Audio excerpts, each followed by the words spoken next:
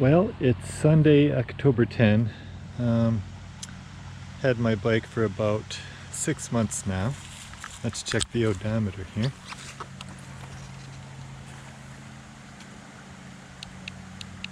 $23.63 miles, and definitely riding at a much slower pace this year than I normally do. I'm typically a 5,000 to 6,000 mile per year guy on my dual sports.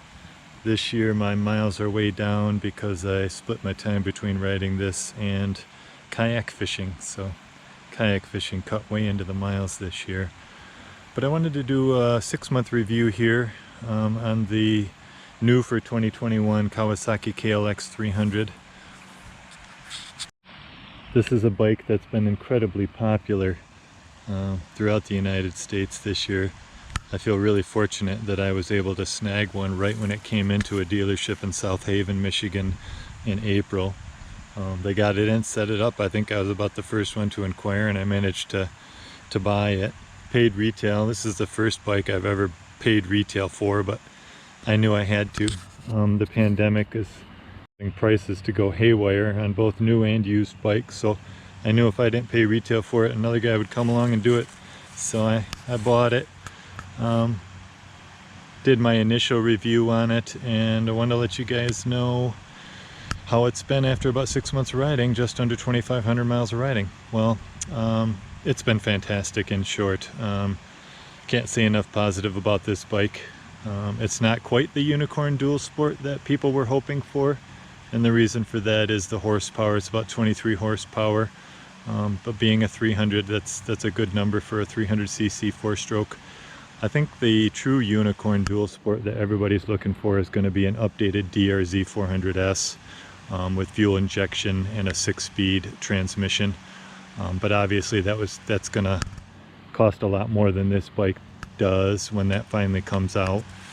I paid $6,600 out the door for this with 6% Michigan sales tax, and a 400cc dual sport with a 6-speed transmission and fuel injection definitely going to cost quite a bit more than that. So I'm really happy with this bike all around. It's really excellent for cruising and exploring dirt roads, which is mostly what I do at this point in my riding career. I'm 50 years old, turned 50 this year, and the exploration aspect of dual sport riding is what appeals to me by far the most now. I'm not really looking to ride gnarly single track or anything anymore, although I have taken this bike on a fair share of fairly tough 2-tracks.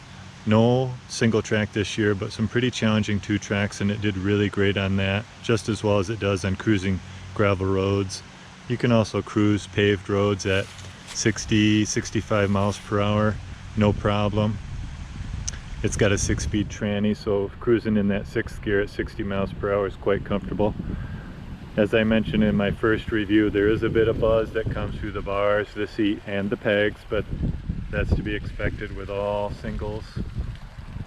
And this one isn't extreme as far as the vibration goes. It's there, but it's not too bad. The fit and finish has been fantastic. I've had no mechanical problems whatsoever. Typical Japanese quality. I have absolutely no complaints really about the way this bike was screwed together. So solid. And what have I done to the bike? I did the typical removal of the manufacturing stickers, removal of the big ugly reflectors that were all over the bike, and of course I cut down the massive sub fender that's on there due to US regulations. I decided not to spend the money on a Yoshimura fender eliminator kit or any other fender eliminator kit. I'm a cheapie, cheapskate at this time of my life, and I wanted to save the money, so I just cut down that sub fender, and it really improved the overall look of the bike in my opinion. One of the minor criticisms I had of the bike after riding it for a few weeks when I first bought it was that the foot pegs were too narrow and too small for my boots. So I did buy some very inexpensive unbranded really aluminum foot pegs off of Amazon. They were only about $30. Took me about 5 minutes per side to install them using the factory springs. That has been a really big improvement to this bike. I can now stand up very, very comfortably, whereas standing on the stock foot pegs was pretty uncomfortable. It's kind of, someone described it as standing on a piece of rebar, and I agree with that. They're just too narrow. Other than that, I of course mentioned in my first review that I added the skid plate and the hand guards, which are just really wind guards. Other than that, it remains stock mechanically. I don't really feel the need to put a pipe on it. I like how quiet it is. I don't want to make it louder and annoy people. So, ergonomics are excellent for me. I'm 6'1", about 210 pounds. Sitting and riding this bike, the way it was set up stock, is incredibly comfortable for me. I can stand up now with these aftermarket pegs and be also very, very comfortable. I did rotate the handlebars forward to make standing up slightly more comfortable, but then sitting down was less comfortable, and since I sit down probably 60 to 70% of the time, I rotated the handlebars back to the stock position, because standing up is still quite comfortable for me even in the stock position. What can I say about this bike in comparison to some of the past dual sports I've owned? It's got a lot more power than the two CRF 250Ls I had, and the suspension is so far superior to those bikes that they're not even in the same league. It's just shocking how much better the suspension is on this bike compared to the two CRF 250Ls I had, and I put about 20,000 miles on those bikes. Cruising dirt roads on those bikes, washboard dirt roads, I mean, it just about destroyed my spine. It felt like the suspension was just terrible on those bikes, and this bike, the suspension is just so high quality, firm yet plush at the same time for someone my size and weight. I can't recommend this bike enough if you're concerned about the suspension on the CRF 250L or the new CRF 300L. Compared to the DRZ 400S's I've owned, I really love the fact that this has fuel injection and that sixth gear.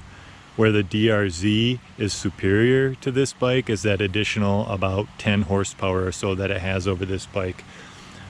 The price you pay for that additional 10 horsepower is a higher price, and messing with a carburetor and only having a 5-speed transmission, so cruising at higher speeds on the DRZ, you get a lot of buzz.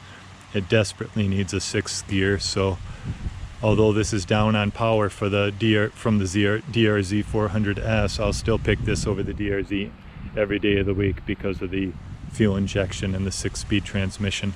As far as the suspension on this bike compared to the DRZ, I'd say they're very, very comparable to each other.